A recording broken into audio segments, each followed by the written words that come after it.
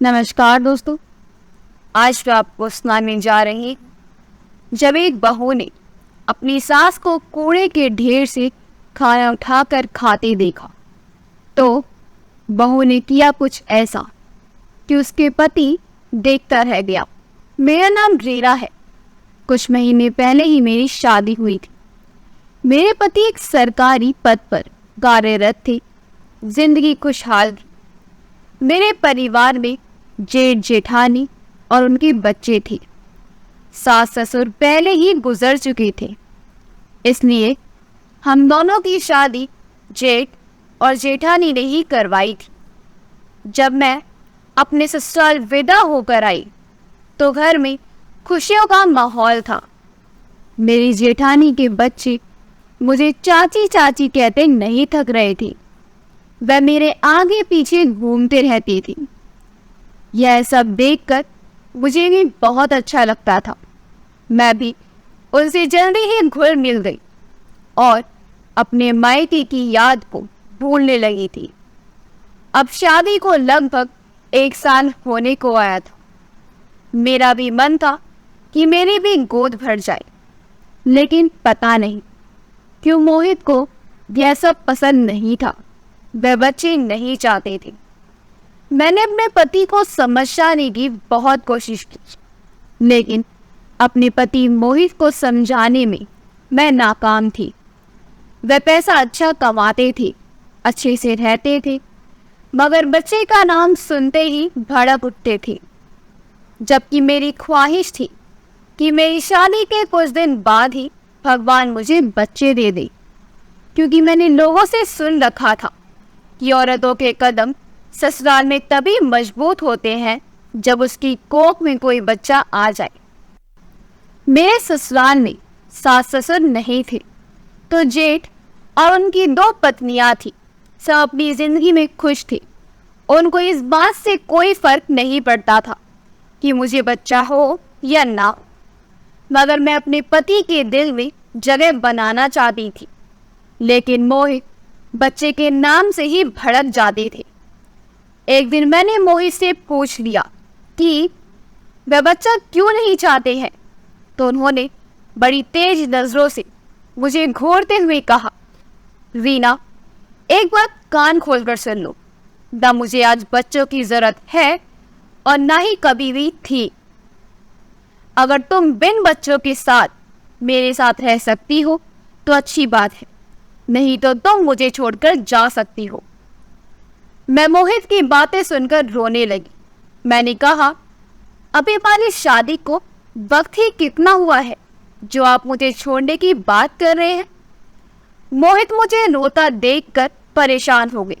उन्होंने कहा कि मैं तुम्हें हकीकत से आगाह कर रहा हूँ कि आगे चलकर तुम रोने धोने ना लगाओ कि आपने मेरी जिंदगी के इतने साल बर्बाद कर दिए और हकीकत मुझसे छुपाए रखी। अब तुम मुझ पर छोड़ रहा हो, चाहे तुम मेरे साथ रहो या अपने रास्ते अलग कर लो। मोहित की बातें सुनकर मैंने सोचा, एक ना एक दिन तो मोहित को बच्चे के लिए राजी कर ही दूंगी। इसलिए बोली, मैं आपका साथ चुनती हूँ। मोहित मुस्कुरा दिए। मैं अपने ससुराल में महज 5 महीने ही रह पाई थी कि मेरे पति मोहित की पोस्टिंग हमारे घर के दूसरे शहर को हो गई थी। मैं मोहित के साथ चली गई। यहाँ आते ही मेरे पति का रवैया कुछ बदल गया था। हर घड़ी किसी गहरी सोच में डूबे रहते, ना ही हंसते ना ही कोई बात करते थे। उनके इस व्यवहार से मैं हैरान थी। हम एक अनजान जगह पर आए थे। मुझे अपने पति के साथ की जरूरत थी। मेरा दिल यहाँ पर बिल्कुल भी नहीं लगता था। ऐसे में हम दोनों पति पत्नी एक दूसरे का सहारा बनते, पर मोहित ने तो मुझसे बात तक करना छोड़ दिया था। मैं उनसे कुछ पूछती तो बस हूँ और हाँ में जवाब दे देती। उनके अंदर अजीब से बदलाव आ गए थे। एक रात तो मेरी आंख उनके चीखने से खुली थी। मैं घबरा ही गई। मोहित बच्चों की तरह बिलक बिलक कर रो रहे थे। मैंने पूछा, मोहित, आपको क्या हुआ? उन्होंने कहा, बुरा सपना देखा है, इसलिए डर गया हूँ। फिर वे मेरा हाथ पकड़कर सारी रात रोते रहे। मोहित का यह रूप देखकर तो मैं एकदम घबरा गई। सुबह हो गई थी तो वह बिल्कुल नॉर्मल थे, जैसे रात में कुछ हुआ ही ना हो। मैंने उनसे पूछा कि मोहित, रात में आपको क्या हुआ था? तो उन्होंने कहा, कुछ नहीं हुआ था, तुम इस मामले में ज्यादा परेशान मत हो, कहकर वह खाने की मेज से उठकर अपनी जॉब पर चली गई थी। उस दिन से मैं हरदम परेशान और उदास रहने लगी थी। मोहित का ट्रांसफर हुए कुछ ही हफ्ते हुए थे। नया ऑफिस था, इसलिए मेरे पति को बहुत ज़्यादा मेहनत करनी पड़ती थी। वह जॉब से लेट ही घर वापस आते थे। घर आकर थक जाते थे, आराम करने चली जाती और फिर गहरी सोच में डूबे रहते और अक्सर ही वह रातों को चीख चीख कर रोती। इस तरह से तनाव भरे माहौल में मैं डिप्रेशन का शिकार होती जा रही थी। आस पड़ोस में भी किसी से बातचीत नहीं थी। मैं दिल की बात कह सकूं, मैं बहुत अच्छा हलवा बनाती हूँ। मैंने सोचा हलवा बनाकर कुछ आस पड़ोस के लोगों को दे देती हूँ, थोड़ी जान पहचान भी हो जाएगी और यहाँ पर रहना आसान भी हो जाएगा। इसलिए बड़े बर्तन में मैंने हलवा बनाया और हलवा कटोरी में रखकर ट्रे में सजाकर अभी लोगों के घर जाने के लिए दरवाजे के बाहर थी। तभी मेरी नज़र कचरे के ढेर पर पड़ी, जहाँ पर एक औरत खाना बीन बीन कर खा रही थी। उसे देखकर मेरे हाथ कांपने लगे, आंखों से आंसू निकल पड़े। न जाने उस औरत की क्या मजबूरी थी जो गंदगी के ढेर से खाने पीने पर मजबूर हो गई थी। मैंने अपने आंसू पोंछे और उस औरत के पास जाने लगी, मगर वे यह नहीं जानती थी कि इस औरत से मिलने के बाद मेरी जिंदगी ही बदल कर रह जाएगी। मैं कचड़े के ढेर के पास पहुंची तो वह औरत मुझे देखकर चौंक गई। उसकी आंखों में एक अजीब सी चमक थी। फिर वह मेरे हाथों को देखने लगी। मैं बोली, माँ जी, आपको भूख लगी है? मेरी बात सुनकर वह रोने लगी और बोली, तुम कौन हो? तुमने मुझे इस मोहल्ले में देखकर नजरअंदाज नहीं किया, बल्कि माँ कहकर बुलाया है। उस औरत के कपड़े बहुत ही गंदे थे। मैं बहुत ही साफ सफाई का ध्यान रखने वाली औरत थी।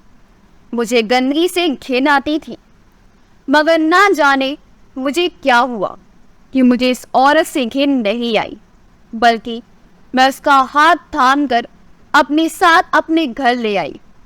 मैंने अलमारी से एक अच्छी सी साड़ी निकाली और उस औरत को पकड़ा ली। मैंने कहा, माँ जी, आप नहा धोकर साफ सुथरे कपड़े पहन लीजिए, फिर हम मिलकर खाना खाएंगे। माँ जी ने बिना कुछ कहे ही कपड़े पकड़ लिए। मैं उन्हें बाथरूम तक लेकर गई।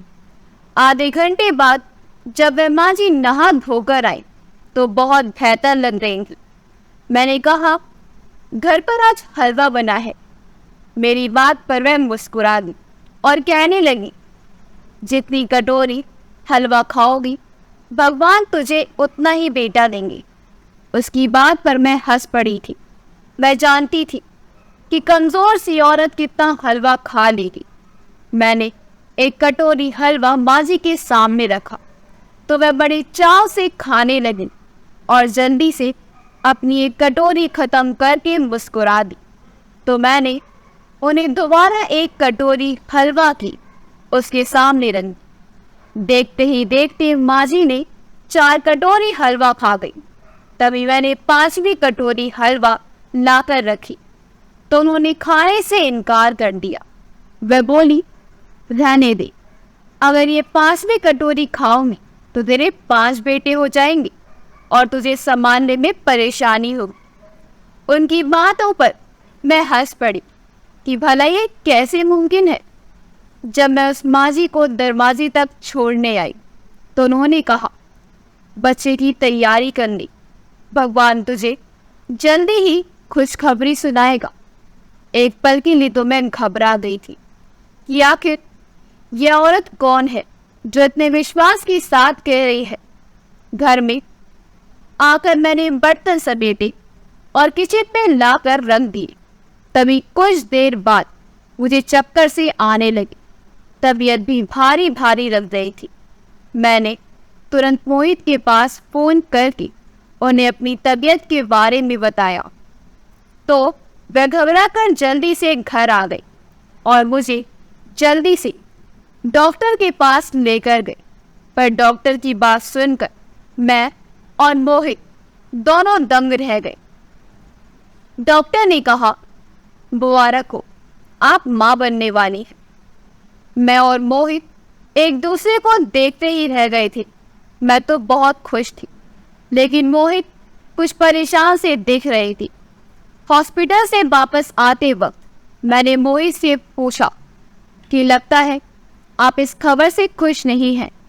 आपको देखकर लगता है मेरे बच्चे को बाप का प्यार मिलेगा भी कि नहीं। मेरी बात पर वह खामोश थे। अब इतना हो गया था कि वह वक्त पर आते थे। वह मेरे लिए फल वगैरह भी लाते थे और बहुत ख्याल भी रखते थे।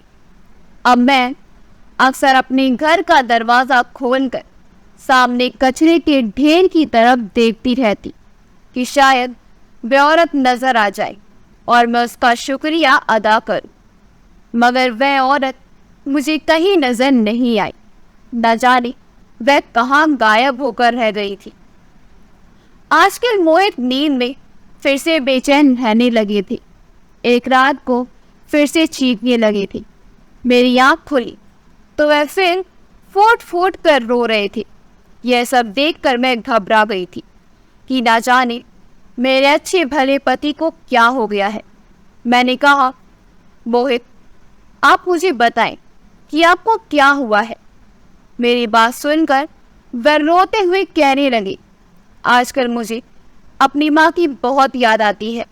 रीना, तुम्हें तो पता ही है कि मैं अपने भाइयों में सबसे छोटा हूँ।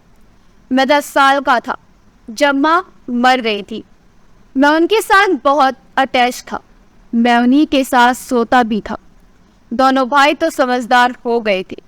वे अपना काम खुद कर लेते, लेकिन मैं तो माँ के हाथों से ही खाना खाता था। माँ चली गई तो मैं इस दुनिया में बहुत अकेला हो गया था। माँ के जाने के बाद पापा सदमे में आ गए तो वह हमारा ख्याल क्या रखते। मेरे दोनों बड़े भाई ही मुझे संभाल रहे थे। हमारी परवरिश के खातिर हमारी चाची हमारे घर आ गई थी। तुम जानती हो या नहीं, मुझे इस दुनिया में सबसे ज़्यादा किससे नफरत है? अपनी चाची रेखा से। मैं इसलिए अपना बच्चा नहीं चाहता था कि अगर तुम्हें कुछ हो गया या तुम मुझे छोड़कर चली गई तो हमारे बच्चे अनाथ हो जाएंगे। एक और मोहित अपनी माँ के बिना अनाथ हो जाएगा। मोहित तो बस रोते जा रहे थे। मैंने उन्हें दिलासा दिया। सुबह होते ही मोहित जब जाने लगे तो मैंने उन्हें कुछ सामान लाने को कहा तो वह इतने सारे सामान की लिस्ट देखकर हंस पड़ी और कहने लगी, किसकी दावत करने का इरादा है? मैंने इस बात को टाल दिया, पर आज वह जब जॉब से छुट्टी लेकर घर जल्दी आ गई थी। मैं पूरा घर चमका चुकी थी और कपड़े भी बिछा चुकी थी। मैं चाहती थी कि मोहित की माँ की शांति के लिए छोटी सी पूजा करवाकर कुछ लोगों को भोजन करवा दूं। जब मोहित घर आए तो यह सब देखकर पूछने लगी, ये सब क्या है रीना? मैंने कहा, आपकी माँ की आत्मा की शांति के लिए कुछ लोगों को भोजन करवा रही। मेरी बात सुनकर मोहित की आंखों में खून उतर आया। वह गुस्से में बोली, रीना, तुम ये सब सजाकर बैठी हो। तुमने मेरे जज्बातों को ठेस पहुंचाई है। इतना कहकर मोहित ने मुझे एक थप्पड़ मारा। मैं सामान ला सकी और सोफे पर जाकर गिर पड़ी। मोहित घर की चीजें तोड़ने लगे। जबकि मेरे पेट में तेज दर्द होने लगा था। अभी तो मेरा 7वां महीना ही चल रहा था। मेरी तबीयत को देखकर मोहित घबरा गई और मुझे जल्दी से अस्पताल लेकर गए। डॉक्टर ने मेरा चेकअप किया तो बोली कि डिलीवरी का वक्त हो गया है। डॉक्टर मुझे लेबर रूम में लेकर गई। ऑपरेशन के 4 घंटे बाद मुझे होश आया तो मैंने डॉक्टर से अपने बच्चे के बारे में पूछा। मोहित भी सामने ही खड़े थे। वह मुझे बड़ी अजीब नज़रों से देख रहे थे। मैं डर गई और घबरा कर पूछने लगी, मोहित, अगर मेरे बच्चों को कुछ हो गया तो मैं सारी जिंदगी आपको माफ़ नहीं करूँगी। डॉक्टर आगे बढ़कर बोली, रिलैक्स नीना, आप मेरे साथ चलो। फिर वह मुझे सहारा देकर आईसीयू तक लेकर गई तो वहाँ पर मेरे 4 बच्चे आईसीयू में बेड पर पड़े थे। डॉक्टर ने कहा, रीना, तुमने 4 बच्चों को जन्म दिया है और चारों लड़के हैं। ये सुनकर तो मैं सिर पकड़ कर बैठ गई। भला ये कैसे मुमकिन था? मेरे सामने उस बूढ़ी औरत की शक्ल घूमने लग गई थी जिसने मुझे दुआ दी थी। मैं सोचने लगी कि क्या वह औरत इतनी पहुंची हुई थी कि भगवान ने उसकी दुआ को इतनी जल्दी कबूल कर लिया। मैं आंखों में आंसू लिए अपने एक बच्चे को देखने लगी। तीसरा बच्चा देखने के बाद एक चौथे बच्चे के ऊपर नजर पड़ी तो मैं दंग रह गई, क्योंकि उसके हाथ बिल्कुल उस बूढ़ी औरत के जैसे थे। मेरे बच्चे के हाथों में 2-2 अंगूठे थे।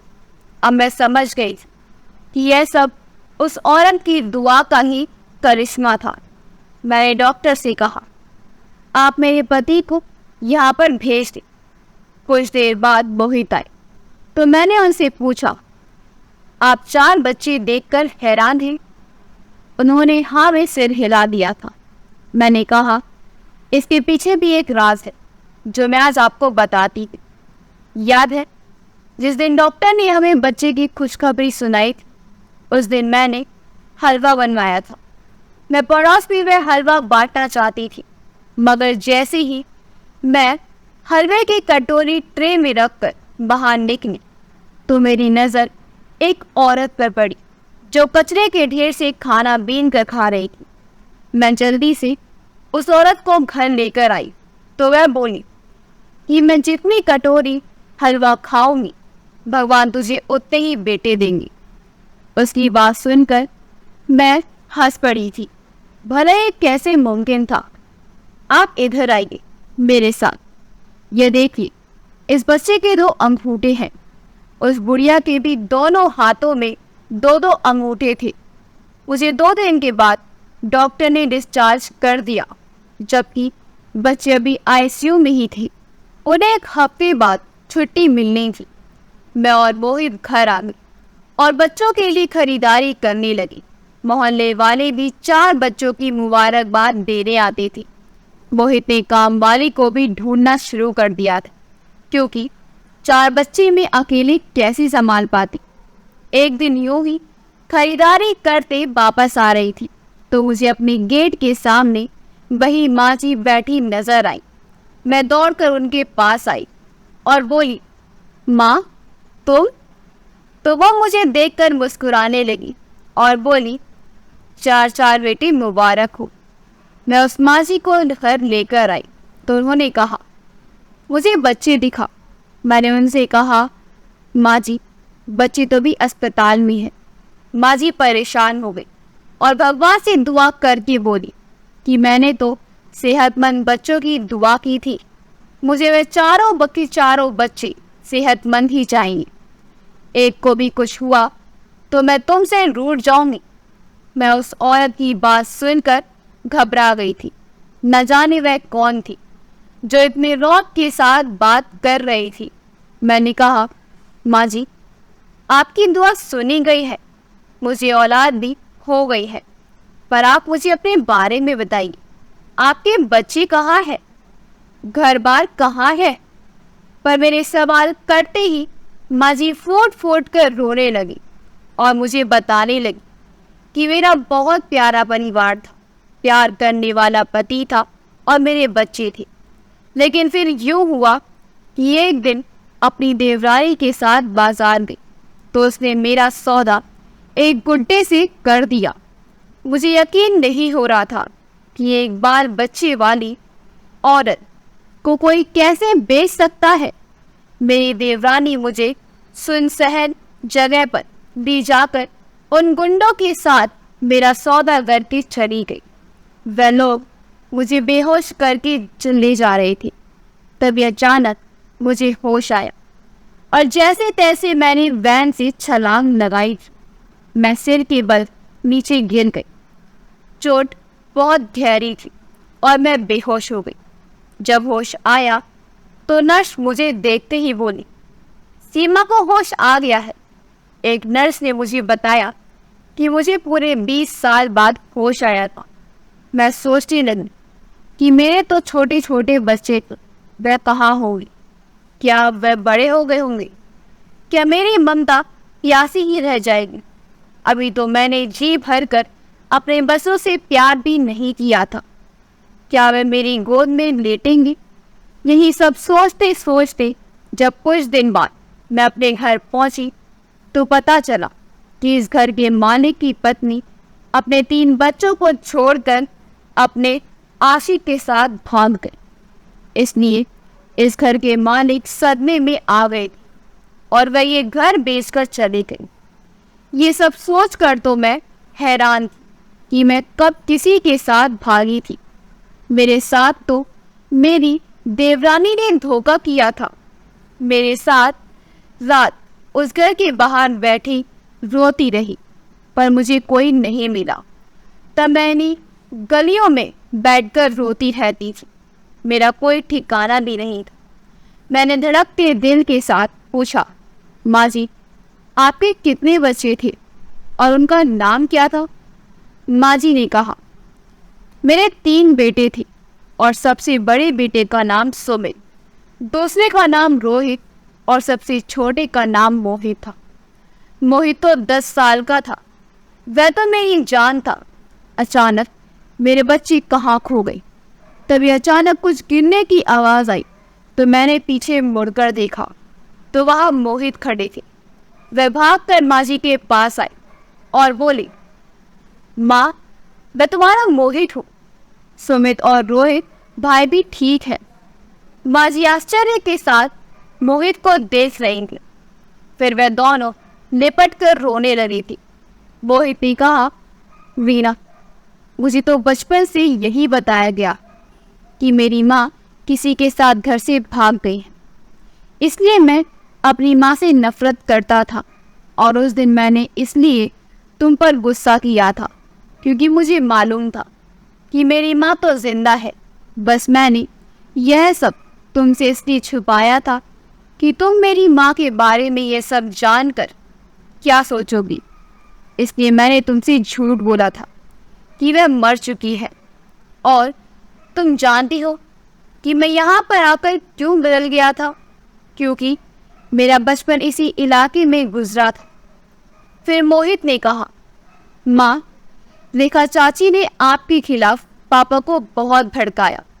पापा तो एकदम सदमे में आ गए थे। उन्हें कुछ समझ में नहीं आ रहा था और रेखा चाची ने इसी का फायदा उठाकर सारी जायदाद अपने नाम कर ली थी। माँ जी ने कहा, अब मुझे समझ में आया कि रेखा ने मुझे जायदाद के लालच में आकर गुंडों के हाथों में बेच दिया था। दोनों माँ बेटे एक दूसरे के साथ बैठकर रोते रहे। कुछ दिन बाद बच्चे घर आ गए तो माँ 2 अंगूठे वाले बच्चे को देखकर हंस दी और बोली, दादी का निशान उसने चुरा लिया। मोहित ने फोन करके अपने बाकी भाइयों को भी बुला लिया। वह सब अपनी माँ से मिलकर बहुत खुश हुए। भगवान की कृपा से, माँ जी की दुआओं से मेरे बच्चे बिल्कुल ठीक हो गए थे। अब पूरा परिवार लगभग एक हो चुका था और अब सभी हंसी खुशी एक ही घर में रह रहे थे। इतनी सालों बाद अपनी माँ को देखकर बेटे फूले नहीं समा रहे थे और बहू भी अपनी सास का बहुत मान सम्मान करती थी। अब सीमा जी अपने पोते और पोतियों के साथ जीवन यापन कर रही थी। वह मोहित के बच्चे का खूब ख्याल रखती, देखभाल करती और बलैया लेती। अगर आपको हमारी कहानी अच्छी लगी हो तो हमारी वीडियो को लाइक करें, शेयर करें और हमारे चैनल योगी वॉइस को सब्सक्राइब कर दें। मिलते हैं अगली वीडियो में। आपका बहुत बहुत धन्यवाद।